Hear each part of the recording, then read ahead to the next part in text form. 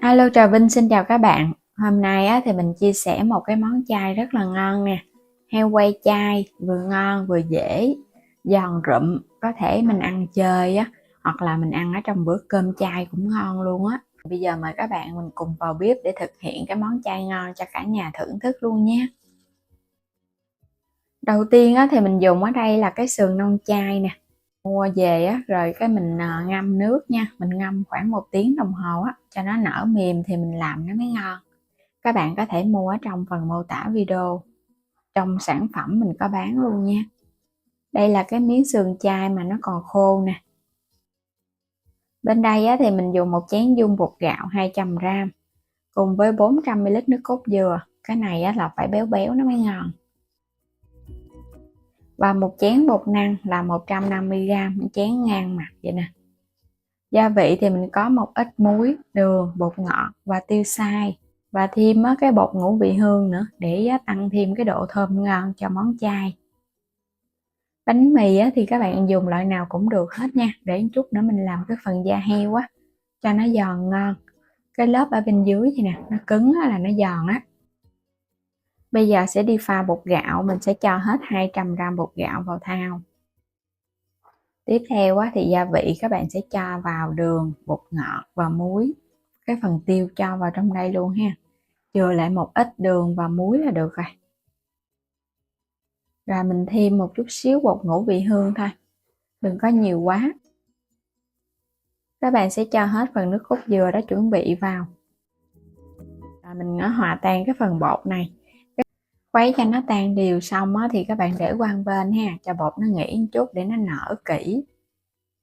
Pha cái phần bột năng luôn, mình cũng cho hết một chén bột năng 150g.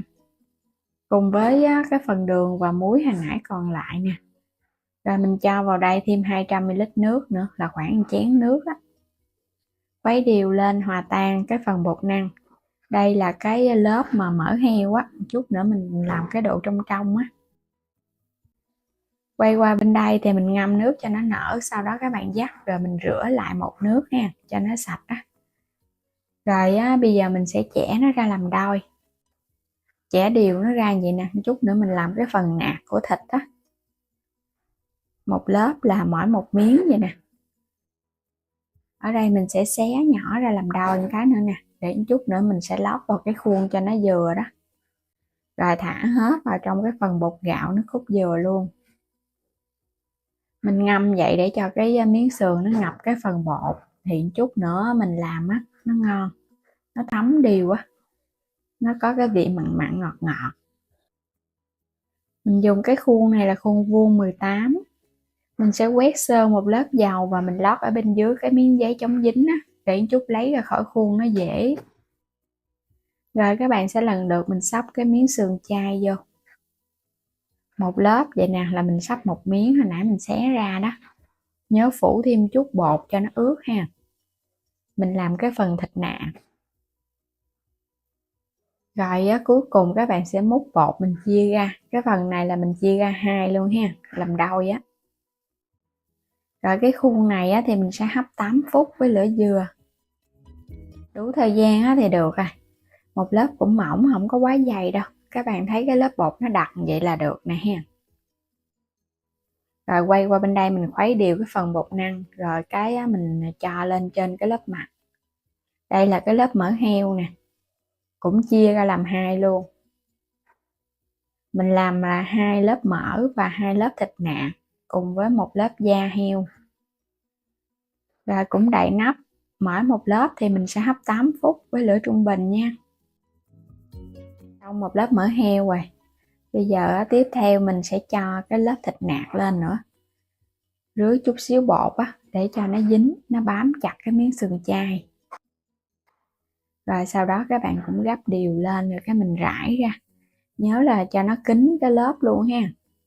Đừng có hở chút cắt ra nó không đẹp Ở trong kênh mình có bán thêm các sản phẩm liên kết với Shopee thì mời các bạn bấm vào phần mô tả video để xem sản phẩm, lựa chọn và mua ủng hộ mình nha. Hấp 8 phút với lửa trung bình giống như vậy đó. Mỗi một lớp thì mình sẽ hấp 8 phút, lớp nạc với lớp mỡ cũng vậy luôn ha. Cuối cùng á là cho hết cái phần bột năng vô. Và đây là lớp cuối nên mình hấp 15 phút. Cái phần bánh mì á thì các bạn sẽ cắt nó ra. Mình lấy cái phần màu vàng á cho nó đưa ra ngoài để làm cái lớp da heo. Cái bước này nếu các bạn thích cái miếng da của mình nó mỏng á thì lấy cái phần ruột bỏ đi bớt, còn thích cái miếng da nó dày dày nó giòn ngon thì cứ để nguyên. Đủ thời gian 15 phút thì bây giờ mình tắt bếp luôn nha. Các bạn thấy cái lớp bột nó trong veo vậy là nó chín rồi nè. Sẽ lấy ra. Trong lúc mà nó còn nóng thì bây giờ mình cho cái lớp bánh mì lên trên, đè nó xuống để cho nó bám dính á. Rồi các bạn để yên vậy, mình chờ cho nó nguội nha, một chút nữa mình mới cắt. Khi mà nó nguội á, thì cái bánh mì nó cũng mềm lại nè, tại vì á, cái bột hồi nãy nó nóng á, nó tỏa nhiệt ra giúp cho cái bánh mì của mình nó kết dính và nó mềm dịu hơn. Cái khuôn thịt quay của mình nè sẽ ấp ra, sẽ chia nó ra làm 3 phần ha, giống như là mình cắt cái miếng thịt quay vậy đó. Một miếng này chắc khoảng nửa ký quá. Lớp thịt, lớp nạc, cái lớp này nó đều nhau nè, nhìn hấp dẫn quá nè. Sẽ cắt nhỏ nó ra từng cái miếng, hoặc là các bạn cắt một miếng rồi cái mình đem chiên luôn cũng được nha. Cắt nhỏ thì mình chiên nó giòn ngon hơn. Hấp dẫn quá các bạn ha, nhìn giống y như là cái miếng thịt heo quay luôn á. Và mình cho vào chảo chiên. Chiên á, thì các bạn chiên ở mức lửa vừa thôi nha, đừng có chiên lửa cao quá.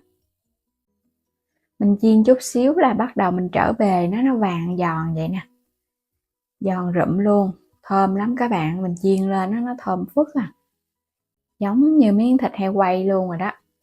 Sẽ gấp ra cho nó ráo dầu nha, là mình có thể ăn được rồi. 2 miếng còn lại thì mình sẽ thả vô mình chiên luôn nguyên cái miếng tảng lớn vậy nè, giòn rụm luôn.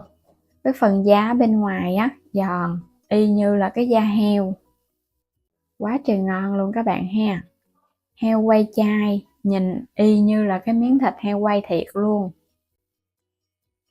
Bột á thì nó giòn giòn nè, có thêm cái lớp da heo bánh mì nữa, nó giòn và nó thơm lắm. Cái này các bạn ăn nóng hay là ăn nguội gì nó cũng giòn hết, nó không có bị dai đâu. Cái lớp bột mà mình hấp chín rồi á, mình chiên lên nó giòn.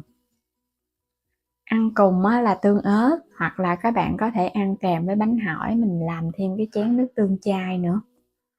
Ngon và dễ. Thơm lắm các bạn. Gia vị mình cho vào trong đây cũng vừa miệng đó. Ăn thơm lắm. Bột á thì nó giòn giòn và nó béo béo nữa. Các bạn thấy cái miếng thịt heo của mình nè. Đây là cái lớp mỡ heo nè ha. Ở bên dưới là cái lớp thịt nạc. Mỡ và nạc xen lẫn y như cái ba chỉ luôn.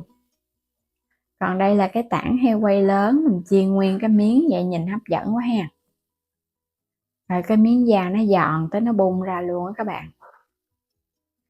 Bây giờ thì mình chúc các bạn ngon miệng với món chay đơn giản này nha. Vui lòng đăng ký kênh Alo Trà Vinh và Alo Trà Vinh 2 ủng hộ mình.